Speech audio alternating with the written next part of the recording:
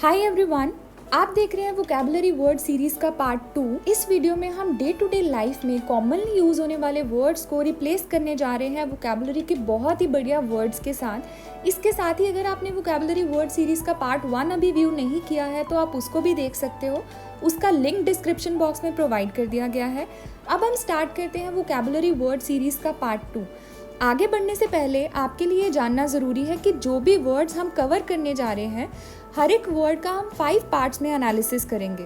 First is the pronunciation of that word, second is the meaning of that word in Hindi, third is the meaning of that word in English, fourth is how do we use that word in a sentence, and fifth one is synonym and antonym of that particular word. ठीक है, तो start करते हैं हमारे आज के first word के साथ।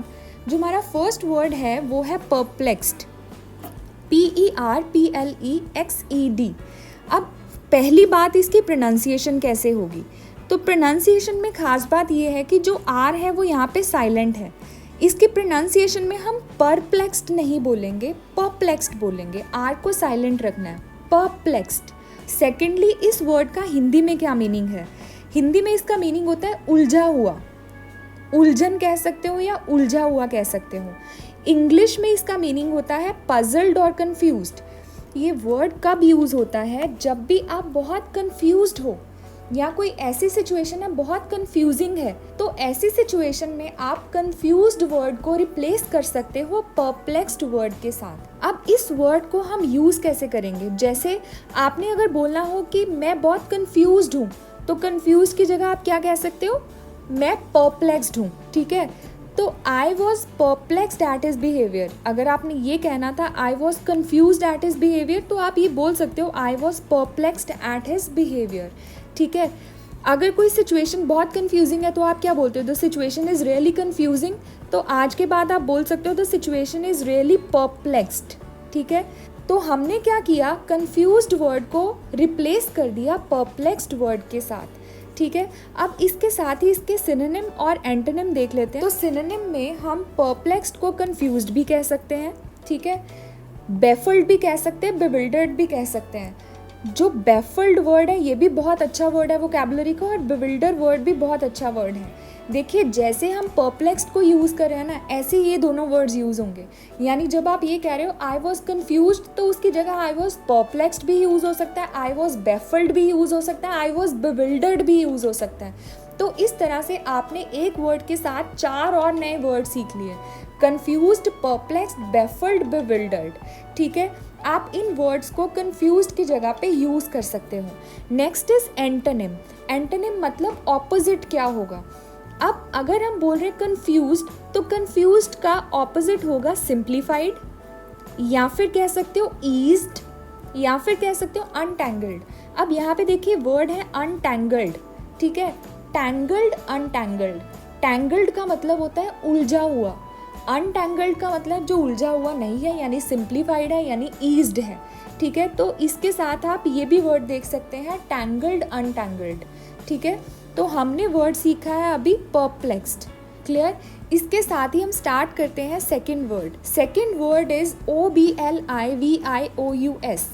इस वर्ड की प्रोनाउंसिएशन है अब्लीवियस। ओब्लीवियस नहीं बोलना, इसको अब्लीवियस बोलना है। ठीक है, अब्लीवियस, OB को अब बोलना है, अब्लीवियस।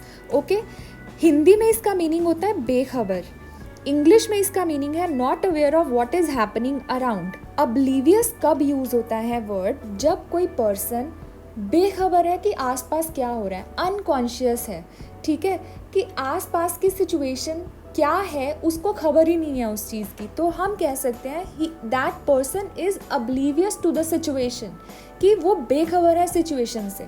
ठीक है, अब इसकी यूजेज देख सकते हैं, he was oblivious to the situation. ठीक है, कि उसको सिचुएशन की खबर नहीं थी, या ही सीम्ड अब्लीवियस टू द फैक्ट, कि उसको फैक्ट की खबर नहीं थी, फैक्ट से बेखबर था। He got engaged in his phone oblivious to what his child was doing.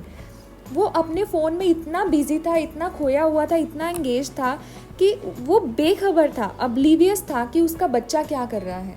oblivious to what his child was doing। अब यहाँ पे जो ध्यान में रखने वाली बात है वो ये है कि oblivious वर्ड के साथ हमेशा to यूज होता है। oblivious to the situation, oblivious to the fact, oblivious to what his child was doing। ठीक है, तो जब भी हम कोई वर्ड सीखते हैं तो उसकी एप्लीकेशन हमें ज़रूर अच्छे से पता होनी चाहिए कि इस वर्ड को जब सेंटेंस में अप्लाई करें तो किस तरीके से अप्लाई करें कि वो गलत ना हो सेंटेंस। तो ही वॉज oblivious टू लगाना है, oblivious के साथ हमेशा टू जाएगा। अब इस वर्ड के सिनोनिम्स भी देख लेते हैं। सिनोनिम्स में आ जाता है एब्सेंट माइंडेड, क्योंकि हम कह रहे हैं कि बेखबर है, अनकॉन्शियस है, तो एब्सेंट माइंडेड भी यूज हो सकता है, अनअवेयर भी यूज हो सकता है। तो इसके साथ ही एक और वर्ड है यहाँ पे अनहीडिंग। ये वर्ड भी आप यूज कर सकते हो oblivious की जगह। तो हमने देखा oblivious का मीनिंग बेखबर या अनकॉन्शियस। ठीक है, तो उसकी जगह हमने यूज किया एब्सेंट माइंडेड, अनअवेयर या अनहीडिंग। ठीक है, अब इसके साथ ही हम देख लेते हैं एंटोनिम क्या होगा, ऑपोजिट क्या होगा इस वर्ड का। अगर हम बोल रहे हैं oblivious को अनकॉन्शियस, तो इसका ऑपोजिट क्या होगा, कॉन्शियस या फिर अवेयर। ठीक है, अनअवेयर सिनोनिम था, तो अवेयर क्या हो गया, एंटोनिम। इसके साथ हमारा ये वर्ड भी कंप्लीट होता है oblivious। मूव करते हैं थर्ड वर्ड के साथ। Third word is FLABBERGASTED। अब इस वर्ड की प्रोनाउंसिएशन देखो, फ्लैबरगास्टेड, फ्लैबरगास्टेड। यहाँ पे भी आर जो है वो साइलेंट है, हमने फ्लैबरगास्टेड नहीं बोलना है, हमने बोलना है फ्लैबरगास्टेड, फ्लैबरगास्टेड। हिंदी में इसका मीनिंग होता है स्तंभित या अचंभे या हैरत में डाला हुआ। ठीक है, इंग्लिश में इसका मीनिंग होगा सरप्राइज ग्रेटली या surprise shocked because of N unexpected happening. ये वर्ड यूज होता है जब भी हम सरप्राइज्ड होते हैं या कोई भी पर्सन सरप्राइज्ड होता है। सरप्राइज्ड होता है यानी अचंभे में होता है, हैरत में होता है या एकदम से स्तंभित होता है। हमने क्या करना है, आज से जब आप ये बोलते हो आई वॉज सरप्राइज्ड, तो आई वॉज सरप्राइज्ड की जगह आज से आप बोलोगे आई वॉज फ्लैबरगास्टेड। ठीक है, अब इसको देखते हैं यूज़ कैसे करना है। जैसे she got फ्लैबरगास्टेड after seeing her favourite star actor in the mall, कि जब उसने अपने स्टार एक्टर को, उसके फेवरेट स्टार एक्टर को मॉल में देखा तो वो एकदम से सरप्राइज्ड हो गई। अब सरप्राइज्ड वर्ड की जगह हमने यूज़ किया flabbergasted. He was flabbergasted to see his childhood friend at his door. जब उसने देखा कि उसका जो बचपन का दोस्त था वो दरवाजे पे खड़ा, तो वो सरप्राइज्ड हो गया। सरप्राइज की जगह हमने वर्ड यूज कर लिया फ्लैबरगास्टेड। The news of his getting first rank in judiciary exam left him फ्लैबरगास्टेड। होता क्या है कि जब भी हम कोई नया वर्ड सीखते हैं वोकैबुलरी का, तो जब तक हम उसको डे टू डे लाइफ में नहीं डालते हैं, नहीं यूज़ करते हैं, तो वो हमें भूल जाता है। तो आज से आपने यही करना है कि जब आप ये वाले वर्ड्स यूज़ कर रहे हो, जैसे कंफ्यूज्ड है, सरप्राइज्ड है, तो इनको रिप्लेस कर दो इन वोकैबुलरी वर्ड्स के साथ, ताकि आपकी डिक्शनरी में अच्छे अच्छे वर्ड्स ऐड हो जाएं। इसके साथ देखते हैं इसका सिनोनिम क्या है। सिनोनिम में आ गया सरप्राइज्ड, अमेज्ड, एस्टोनिश्ड, एस्टाउंडेड। सारे ही बहुत ही अच्छे वर्ड्स हैं। जैसे हम बोल रहे हैं आई वॉज सरप्राइज्ड, तो हमने बोला आई वॉज फ्लैबरगास्टेड। आप ये भी बोल सकते हो आई वॉज अमेज्ड, आप ये भी बोल सकते हो आई वॉज एस्टोनिश्ड या आई वॉज एस्टाउंडेड। एंटोनिम क्या होगा, इनक्यूरियस। अगर सरप्राइज नहीं है मतलब उसको क्यूरियोसिटी नहीं है, तो वो इनक्यूरियस है। अनकंसर्न्ड, कि उसको कुछ फर्क ही नहीं पड़ रहा। Unemotional. Next word is atrocity, ATROCITY। ठीक है, ATROCITY। इस वर्ड को प्रोनाउंस कैसे करना है, एट्रोसिटी, एट्रोसिटी। हिंदी में इसका मीनिंग होता है क्रूरता या अति दुष्ट व्यवहार। इंग्लिश में इसका मीनिंग होता है extremely cruel act involving physical violence और इंजरी। एट्रोसिटी वर्ड वहाँ पे यूज होता है जहाँ पे कोई फिजिकल वायलेंस इन्वॉल्व हो, कोई ऐसा एक्ट जहाँ पे फिजिकल वायलेंस इन्वॉल्व है। ठीक है, तो वहाँ पे आप एट्रोसिटी वर्ड यूज़ कर सकते हो। जैसे हम कहते हैं ना क्रूएलिटी, क्रूएलिटी भरा एक्ट, तो उसकी जगह आप एट्रोसिटी वर्ड यूज़ कर सकते हो। जैसे कि इसका यूजेज देखते हैं तो आपको और क्लियर होगा। The number of unreported atrocities are increasing in the city, यानी ऐसे एक्ट्स जिसमें कोई फिजिकल वायलेंस इन्वॉल्व है। He must be punished for the atrocities committed by him, कि जो भी उसने क्रूअल एक्ट्स किए हैं, वायलेंट एक्ट्स किए हैं, तो उसके लिए उसको पनिश करना चाहिए। जब भी कोई क्रूएलिटी होती है तो उसकी जगह आप एट्रोसिटी वर्ड यूज करोगे। सिनोनिम्स देख लेते हैं इसके, क्रूएलिटी, वायलेशन, आउटरेज, क्राइम। अब इसके एंटोनिम भी देख लेते हैं। एंटोनिम है काइंडनेस, प्लेजेंट्री। जब हम कह रहे कोई क्रूअल एक्ट हो रहा है, क्रूएलिटी का ऑपोजिट क्या होता है? काइंडनेस। ठीक है, क्रूएलिटी का ऑपोजिट होगा काइंडनेस, तो एट्रॉसिटी का ऑपोजिट भी क्या हुआ? Kindness. Next word is ECSTASY। इस वर्ड की प्रोनाउंसिएशन है एक्सटेसी। इसका हिंदी में मीनिंग है परमानंद, उल्लास या असीम आनंद। इंग्लिश में इसका मीनिंग है an overwhelming feeling of happiness और joy, extremely blissful, on cloud 9, an emotional और रिलीजियस फ्रेंजी। कहने का मतलब ये एक्सटेसी वर्ड वहाँ पे यूज़ होता है जब आप बहुत ही ज़्यादा खुश होते हो, ऑन क्लाउड 9 हो, ठीक है, एक्सट्रीमली ब्लिसफुल हो, तो उस केस में आप एक्सटेसी वर्ड को यूज़ करते हो। यहाँ पे एक नया वर्ड है एन इमोशनल और रिलीजियस फ्रेंजी। फ्रेंजी का मतलब होता है स्टेट ऑफ अनकंट्रोल्ड एक्साइटमेंट। ये रिलीजन के केस में भी यूज़ होता है कि जब आप रिलीजियसली बहुत ही ज़्यादा खुश हो, अंदर से एक ऐसी स्टेट है जब आप बहुत ही ज़्यादा खुश हो, तो उस केस में भी एक्सटेसी वर्ड यूज़ कर सकते हैं। इसकी यूजेज देख लेते हैं। He was in great ecstasy. जब आप ये कहना चाहते हो कि वो बहुत खुश है तो आप ये कह सकते हो he was in great ecstasy. ठीक है, ecstasy basically a state of mind है, तो इसलिए हमने यूज़ किया in. He was in great ecstasy. इसके सिनोनिम्स देख लेते हैं। Bliss, इलेटेडनेस, elation. हैप्पीनेस का ही एक और सिनोनिम होता है elatedness. He was in great elation, कि वो बहुत खुश है। इसी तरह से इसका एंटोनिम ऑपोजिट क्या हुआ? अगर हम हैप्पीनेस को ऑपोजिट देखें तो क्या होगा? Sadness, misery. मिजरी भी क्या होता है? दुख, अनहैप्पीनेस। तो इस तरह से जो हमारा वर्ड है एक्सटेसी, ये बहुत ही कॉमनली यूज होने वाला वर्ड है। जब आप हैप्पीनेस की बात करते तो आप उसकी जगह पे एक्सटेसी वर्ड यूज कर सकते हो। नेक्स्ट वर्ड है सुपरसीड। अब इस वर्ड की प्रोनाउंसिएशन में भी जब हम आर की बात करते हैं तो सुपरसीड नहीं बोलना, आर को साइलेंट रखना है, सुपरसीड बोलना है। सुपरसीड। हिंदी में इसका मीनिंग है जगह लेना, स्थान लेना या निकाल फेंकना। इंग्लिश में इसका मीनिंग है रिप्लेसिंग समथिंग और someone. To succeed, to take over from, to take place of, to oust, to overthrow, to displace. इन सब का मीनिंग ही ये है कि किसी की जगह लेना। To oust someone, to overthrow someone, to displace someone. Usages देख लेते हैं। He was superseded by his junior, कि उसकी जगह किसने ले ली? जूनियर ने ले ली, उसी के जूनियर ने ले ली। Heavy laptops have been superseded by lighter and more compact MacBooks. Technology के केस में भी आप यूज़ कर सकते हो कि पुरानी टेक्नोलॉजी को नई टेक्नोलॉजी ने रिप्लेस कर दिया है। सिनोनिम हो गए टू रिप्लेस या टू सप्लांट। ठीक है, और एंटोनिम क्या हुआ? प्रिसीड। जैसे हम सक्सीड का मतलब होता है कि किसी पुराने बंदे की जगह लेना, प्रिसीड का मतलब होगा कम बिफोर इन ऑर्डर और पोजीशन। तो सुपरसीड का एंटोनिम हुआ प्रिसीड, या कंफर्म भी कह सकते हैं।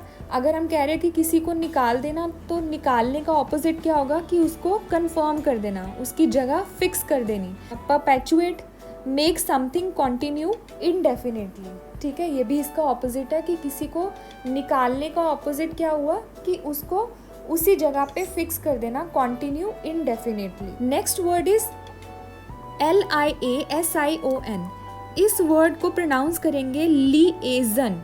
लिएजन, ठीक है, लिएजन। हिंदी में इसका मीनिंग होता है संबंध या मेल जोल। इंग्लिश में इसका मीनिंग है कोऑपरेशन और कम्युनिकेशन बिटवीन पीपल और ऑर्गेनाइजेशंस।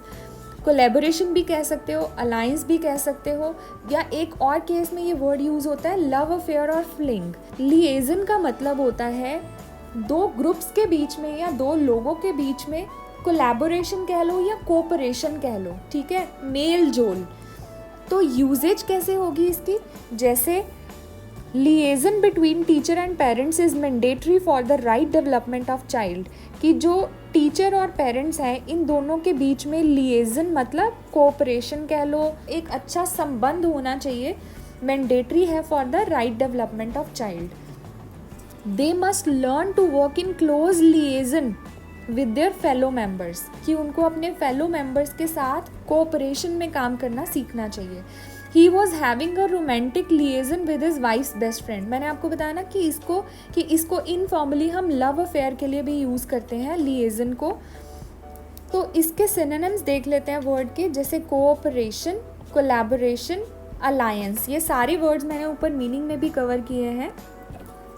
कोऑपरेशन, कोलैबोरेशन, अलायंस, ठीक है, वही वर्ड्स रिपीट हुए। एंटोनिम्स यानी ऑपोजिट क्या हुए? इनकम्पैटिबिलिटी, डिसएसोसिएशन, पार्टिंग और ब्रेकअप, ठीक है। जब हम कहते हैं कि कोऑपरेशन है या कंपैटिबिलिटी है तो हम लिएजन वर्ड यूज़ कर रहे हैं, तो उसका ऑपोजिट क्या हुआ? कंपैटिबिलिटी नहीं है तो इनकम्पैटिबिलिटी, ठीक है। डिसएसोसिएशन, अगर दो जनों के बीच में रिलेशन है तो हम क्या कह रहे हैं? लिएजन, अगर नहीं है तो फिर डिसएसोसिएशन। या फिर पार्टिंग और ब्रेकअप भी यूज़ हो सकता है, क्योंकि अगर ये हम वर्ड यूज़ कर रहे हैं किसी लव अफेयर के लिए तो उसका ऑपोजिट क्या हो गया? पार्टिंग, अलग होना या ब्रेकअप करना। इसके साथ अगला वर्ड है सुपरफ्लुअस। यहाँ पे भी हमने आर को साइलेंट रखा और बोला सुपरफ्लुअस, सुपरफ्लुअस। हिंदी में इसका मीनिंग है अतिरिक्त, फालतू या ज़रूरत से ज़्यादा। इंग्लिश में इसका मीनिंग है मोर देन इनफ या अननेसेसरी। जब भी कोई चीज़ एक्स्ट्रा होती है तो वहाँ पे हम एक्स्ट्रा वर्ड की जगह सुपरफ्लुअस वर्ड यूज़ करेंगे। जैसे एक्स्ट्रा पानी तो सुपरफ्लुअस वाटर, एक्स्ट्रा लेबर है, अननेसेसरी लेबर है तो सुपरफ्लुअस लेबर, ठीक है। Superfluous labour should be retrenched. Superfluous fats need to be reduced. Superfluous details या सुपरफ्लुअस इंफॉर्मेशन, कि ये जो डिटेल है या ये जो इंफॉर्मेशन है ये एक्स्ट्रा है, अननेसेसरी है, फालतू ही है, तो वहाँ पे भी हम ये बोल सकते हैं कि दिस डिटेल इज सुपरफ्लुअस या दिस इंफॉर्मेशन इज सुपरफ्लुअस, की नेसेसरी नहीं है फिर भी मांगी हुई है। इस वर्ड की यूजेज देखते हैं। Such kind of inquiry would have seemed superfluous at such an early stage of the case, कि ऐसी इंक्वायरी सुपरफ्लुअस है, ज़रूरत नहीं थी, अननेसेसरी है इस केस के अंदर, तो वहाँ पे हमने सुपरफ्लुअस वर्ड यूज़ कर लिया। सिनोनिम एक्सेस, सरप्लस, अननेसेसरी कह लो, सरप्लस कह लो, एक्सेस कह लो। एंटोनिम ऑपोजिट क्या हुआ? असेंशियल या नेसेसरी। सुपरफ्लुअस का मतलब होता है फालतू, तो नेसेसरी इसका एंटोनिम हुआ या असेंशियल इसका एंटोनिम हुआ। Next word is unabashed. Unabashed, pronunciation is अनअबैश्ड।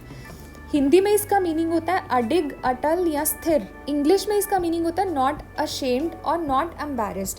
Basically ये वर्ड कहाँ पे यूज़ होता है? ये ना एक बहुत ही बोल्ड वर्ड है। जब हम कहते हैं ना कि एक बंदा बहुत ही डिटर्मिन्ड है, ठीक है, दृढ़ निश्चय वाला है, अडिग है, अटल है, ठीक है, मतलब अपने इरादों का पक्का है, तो वहाँ पे हम कह सकते हैं कि वो अनअबैश्ड है, उसका बिहेवियर अनअबैश्ड है।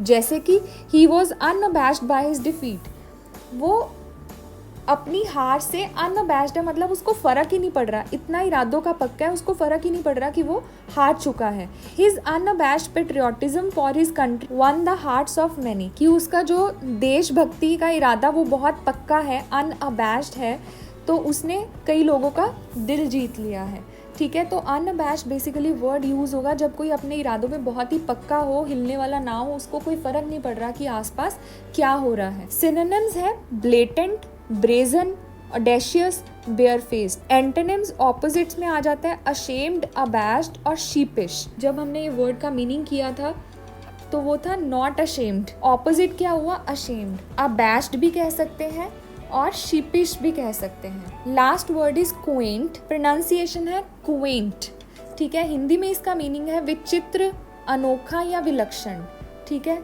विचित्र कह सकते हो, अनोखा कह सकते हो, विलक्षण कह सकते हो। इंग्लिश में इसका मीनिंग होता है attractively unusual in old fashioned और चार्मिंग वे। ये वर्ड ना कहाँ पे यूज़ होता है? जब कोई चीज़ बहुत पुरानी है बट बहुत ही चार्मिंग है, ठीक है।